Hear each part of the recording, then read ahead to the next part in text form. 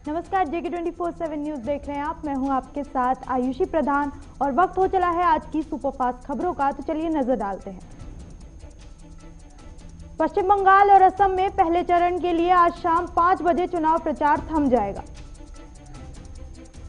प्रचार थमने से पहले बंगाल में आज गृह मंत्री अमित शाह, सीएम ममता बनर्जी, रक्षा मंत्री राजनाथ सिंह, यूपी सीएम योगी आदित्यनाथ, गौतम गंभीर की ताबड़तोड़ रैलियां हैं।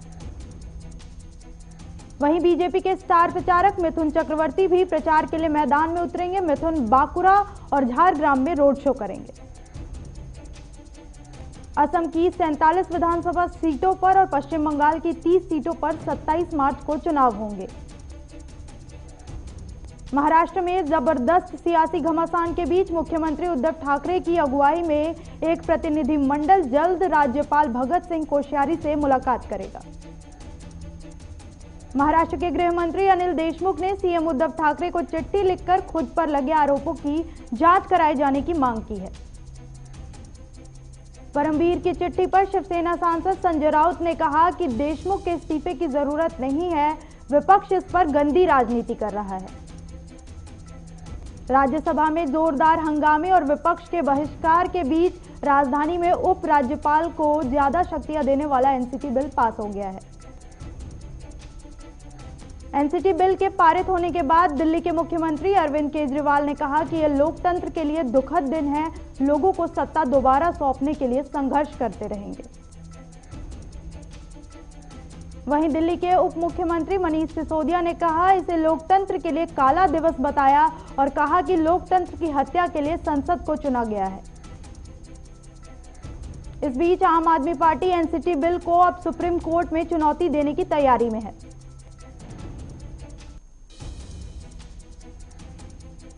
यूपी में केरल की नन पर हमले को लेकर राहुल गांधी ने आरएसएस पर निशाना साधा और कहा कि अल्पसंख्यकों को कुचलने का संघ परिवार का प्रोपेगेंडा है।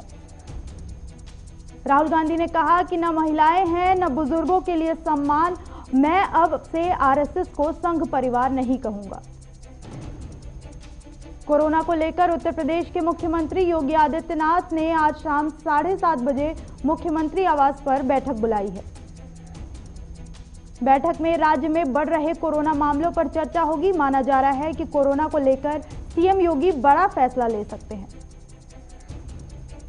भारत में कोरोना की रफ्तार एक बार फिर बेकाबू हो गई है। बीते 24 घंटों में कोरोना के 53,364 नए केस दर्ज किए गए, वहीं 251 लोगों की मौत हो गई।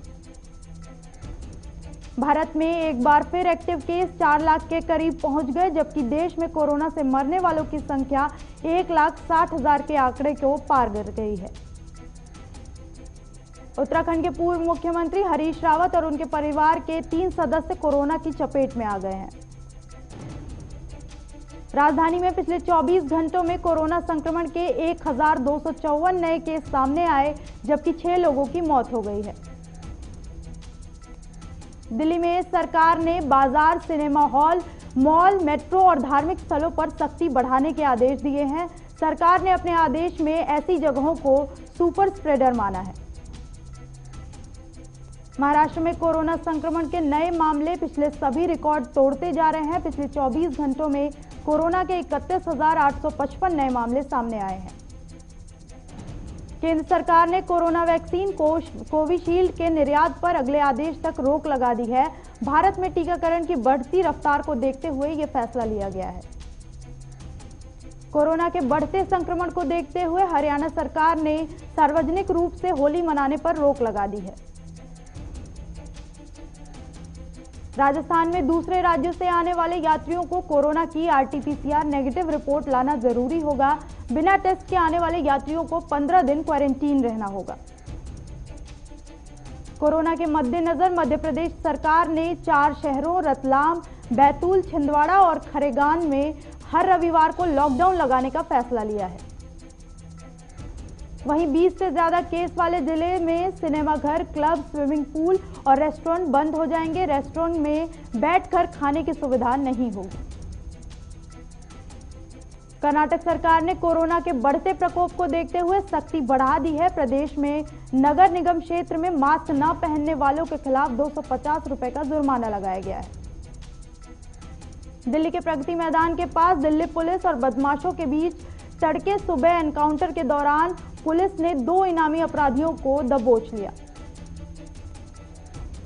गिरफ्तार हुए बदमाश रोहित पर 4 लाख और टीटू पर 2 लाख का इनाम था। दोनों बदमाशों पर हत्या का प्रयास करने के लूट के कई मामले दर्ज हैं। प्रधानमंत्री नरेंद्र मोदी 26 मार्च को 2 दिन के बांग्लादेश के दौरे पर जाएंगे। इस दौरान दोनों देशों के बीच द्विपक्षीय वार्ता होगी।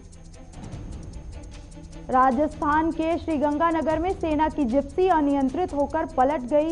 इस हादसे के बाद जिप्सी में आग लग गई, जिसमें 3 जवानों की मौके पर मौत हो गई। यूपी सरकार के मंत्री आनंद स्वरूप शुक्ल ने विवादित बयान दिया है। उन्होंने बुर्के को लेकर अमानवीय व्यवहार और कुप्रथा करार देते हुए कहा, मुस्लिम महिलाओं को बुर्के से मुक्ति दिलाई जाएगी। कांग्रेस नेता राहुल गांधी और डीएमके अध्यक्ष एमके स्टालिन 28 मार्च को तमिलनाडु के सलेम में एक संयुक्त रैली को संबोधित करेंगे। कर्नाटक में किसान नेता राकेश टिकैत के खिलाफ केस दर्ज किया गया है। राकेश टिकैत पर भड़काऊ भाषण देने का आरोप लगा है। कृषि कानूनों के खिलाफ किसान आंदोलन का आज 119वां दिन है। किसान कृषि कानूनों को रद्द करने की मांग को लेकर अड़े हुए हैं।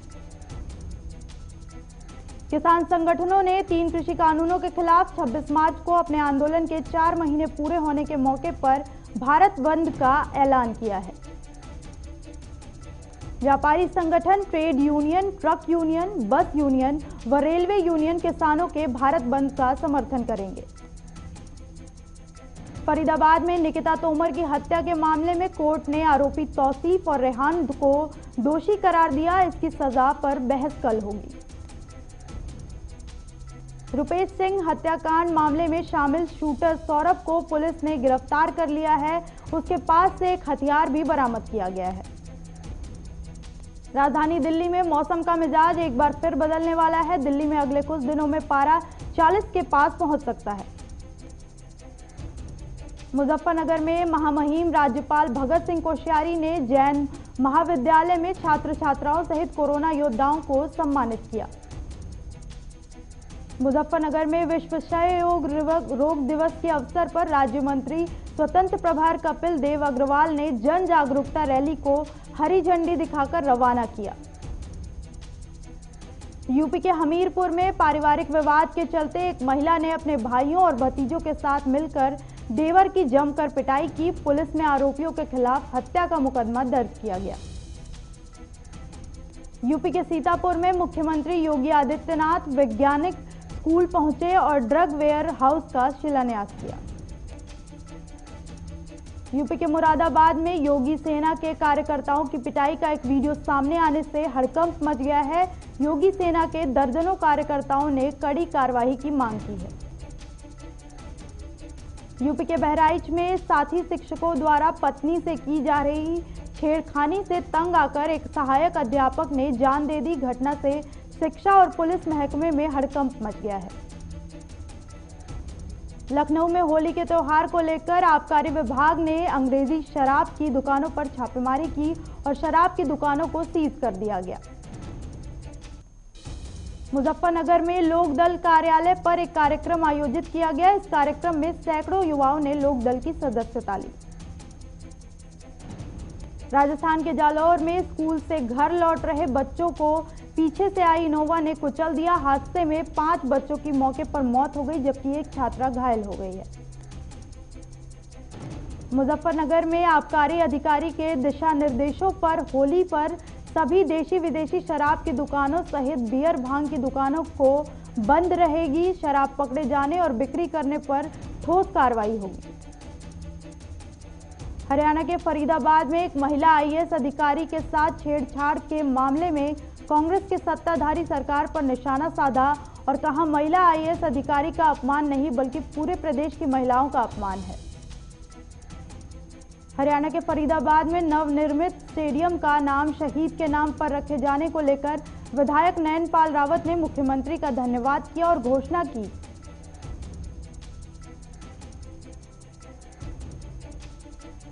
यूपी के मऊ में विकलांग महिला के घर पर पट्टीदारों ने चौकी इंचार्ज के शह पर घर का ताला तोड़कर कब्जा कर लिया। पुलिस तमाशबीन बनी देखती रही। यूपी के बहराइच में एक गांव में अज्ञात कारणों से लगी भीषण आग की लपटों में ग्रामीणों के लगभग 2 दर्जन से ज्यादा झोपड़ मकान जलकर खाक हो गए। फायर ब्रिगेड ने कड़ी मशक्कत के बाद आग बुझाई। मुजफ्फरनगर में 2 दिनों से लापता युवक का शव मिलने से सनसनी फैल गई। पुलिस ने शव को कब्जे में लेकर पोस्टमार्टम के लिए भेज दिया है। मथुरा में ग्राम पंचायत आरक्षण सूची 2015 जारी होने के बाद जिला अधिकारी को ग्राम प्रधानों की 194 शिकायतें पहुंची। इन शिकायतों का बहुत जल्द निस्तारण होगा।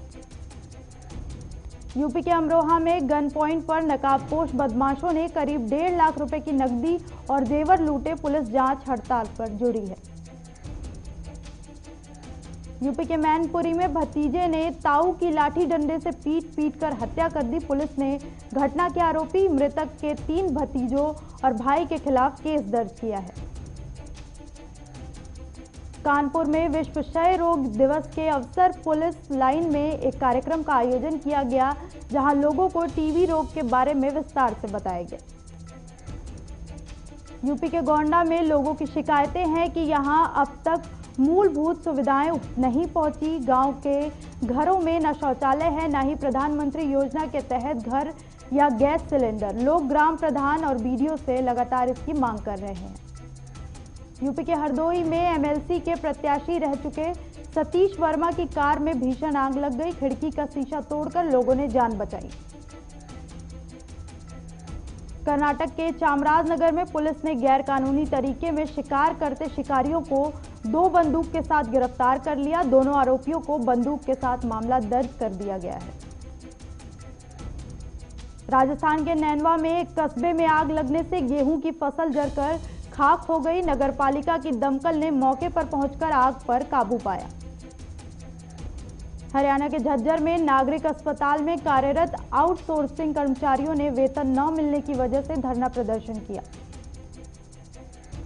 राजस्थान के चूरू में अखिल राजस्थान राज्य कर्मचारी के जिलाध्यक्ष ने मुख्यमंत्री के नाम जिला कलेक्टर के ज्ञापन सौंपा।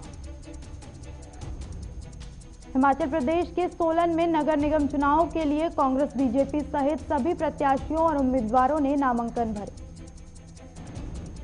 राजस्थान के बारां में पटवार संघ के बैनर तले पटवारियों ने मिनी सचिवालय के परिसर में भूखे प्यासे धरना दिया। पटवारियों का कहना है कि सरकार द्वारा न तो 2018 का समझौता लागू किया जा रहा है, न ही उनकी वेतन विसंगतियों को दूर किया जा रहा है। राजस्थान के बारां में भ्रष्टाचार के खिलाफ जागरूक करने के उद्देश्य से नगर परिषद सभागार में भ्रष्टाचार निरोधक ब्यूरो द्वारा जनवाद कार्यक्रम का आयोजन किया गया। राजस्थान के कोटा में एक काल्पनिक सूचना प्रसारित करके मंडल के रेल अधिकारियों और कर्मचारियों की सतर्कता की जांच परख की गई। यूपी के लखीमपुर में बीजेपी राष्ट्रीय उपाध्यक्ष और उत्तराखंड सह प्रभारी रेखा वर्मा द्वारा सरकारी हेलीकॉप्टर इस्तेमाल पर कांग्रेस प्रवक्ता गरिमा ने ट्वीट कर उन पर सरकारी संपत्ति के दुरुपयोग का आरोप लगाया है। सेंसेक्स 210 अंकों की गिरावट के साथ 48,969 पर कारोबार कर रहा है। वहीं निफ्टी भी 55 अंक नीचे गिरकर 14,493 पर आ गया है। लगातार दूसरे दिन पेट्रोल और डीजल की कीमतों में कटौती की गई है। पेट्रोल 90.78 रुपए और डीजल 81.10 रुपए प्रति लीटर पर बिक रहा है। चीनी कंपनी ओप्पो की F19 प्रो सीरीज भारत को पसंद आ गई है। कंपनी के मुताबिक उसने महज 3 दिन के अंदर सीरीज के 2,300 रुपए का कारोबार किया है। आज 2 और शेयर बाजार में लिस्ट होंगे, जिनका नाम क्राफ्ट्समैन ऑटोमेशन और लक्ष्मी ऑर्गेनिक है। इस साल की शुरुआत में लगभग सभी ऑटो कंपनियां 4 व्हीलर और 2 व्हीलर की कीमत बढ़ चुकी है। ऐसे में अब 1 अप्रैल से हीरो मोटोकॉर्प कंपनी अपनी बाइक की कीमतों में भी इजाफा करने वाली है। टाटा मोटर्स की luxury car unit Jaguar land rover Bharat में 10 नए मॉडल लॉन्च करने की तैयारी में है। कोविड की वजह से कंपनी फाइनेंशियल ईयर 2020 में बिक्री बढ़ाने के लिए प्लानिंग कर रही है। सरकारी कर्जदाता कैनरा बैंक शुक्रवार को ई नीलामी के जरिए 2000 कर्जदारों की संपत्तियां नीलाम करने जा रहा है। बता दें कि बैंक का लोन चुकाने में ये कर्जदार विफल रहे हैं। अडानी ग्रीन एनर्जी लिमिटेड ने बताया है कि वह Sterling and Wilson private limited के 2 स्पेशल पर्पस व्हीकल्स में 100% हिस्सेदारी खरीदने जा रहा है। फिच रेटिंग्स ने भारत की जीडीपी विकास दर में सुधार किया है। अगले वित्त वर्ष 2021 से 22 के ताज़ा आकलन में इसे बढ़कर 12.8% किया गया है। डीएचएफएल के प्रमोटर्स कपिल और धीरज वाधवन के खिलाफ सीबीआई ने बुधवार को केस दर्ज किया है। उन पर प्रधानमंत्री आवास योजना में गड़बड़ी कर 1,880 करोड़ रुपए का फायदा कमाने का आरोप है। पिछले 24 घंटों में दुनिया भर में 5.83 लाख लोगों में कोरोना की पुष्टि हुई। इस दौरान 10,000 से ज्यादा लोगों की मौत भी हुई। दुनिया में अब तक 12.5 करोड़ लोग महामारी की चपेट में आ चुके हैं। अमेरिका के बाद सबसे ज्यादा प्रभावित देश ब्राजील में महामारी की वजह से मरने वालों का आंकड़ा 3 लाख के पार पहुंच गया है। बीते दिन यहां 2,244 नए मामले सामने आए। स्टेट काउंसिल की कोविड-19 response inter agency task force ने नए आंकड़ों के अनुसार 22 मार्च तक पूरे चीन में कोविड-19 वैक्सीन के 8 करोड़ से ज्यादा डोज दिए जा चुके हैं। इजराइल में प्रधानमंत्री बेंजामिन नेतन्याहू की मुश्किलें कम होती नहीं दिख रही हैं। यहां पिछले 2 साल में 4 बार चुनाव होने के बाद भी राजनीतिक गतिरोध बना हुआ है। संसदीय चुनाव के बाद लगभग 90% मतों की गिनती हो चुकी है, लेकिन किसी भी पार्टी को स्पष्ट बहुमत मिलता नहीं दे रहा है। ऐसे में 5वीं बार चुनाव की संभावना बढ़ गई है। एस्ट्राजेनेका ने बताया कि उसकी वैक्सीन कोरोना वायरस के खिलाफ काफी असरदार है। एस्ट्राजेनेका ने बताया कि उसकी वैक्सीन कोरोना बीमारी को रोकने के लिए 76% प्रभावी है। ऑस्ट्रेलिया के पूर्वी हिस्सों में बाढ़ का सामना करना पड़ रहा है। देश के पूर्वी तट पर लगातार मूसलाधार बारिश हो रही है। इस इलाके में बाढ़ एक मुसीबत बनकर आई है। मिस्र की स्वेज नहर में एक विशालकाय कार्गो कंटेनर शिप के फंसने से भीषण जाम लग गया है। अधिकारियों ने चेतावनी दी है कि इसे जल्दी नहीं हटाया गया तो इस रास्ते से होने वाली वैश्विक आपूर्ति प्रभावित हो सकती है। तख्ता पलट और प्रदर्शनकारियों पर हिंसक कार्रवाई के मद्देनजर म्यांमार की सेना के द्वारा नियंत्रित 2 कंपनियों पर अमेरिका प्रतिबंध लगाने की योजना बना रहा है। मामले से परिचित 2 सूत्रों ने ये जानकारी दी है। पाकिस्तान को एक अमेरिकी सांसद ने जमकर लताड़ लगाई। सांसद ने कहा कि बांग्लादेश में 50 साल पहले नरसंहार हुआ।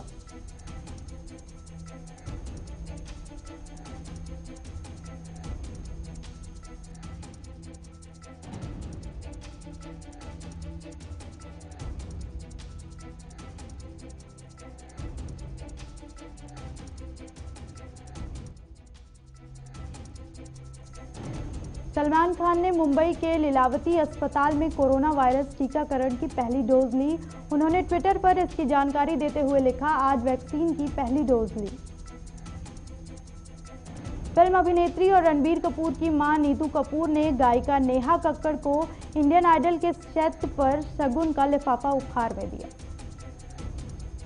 संजय लीला भंसाली की upcoming film Gangubai Kathiawadi release से पहले विवादों में घिर गई है।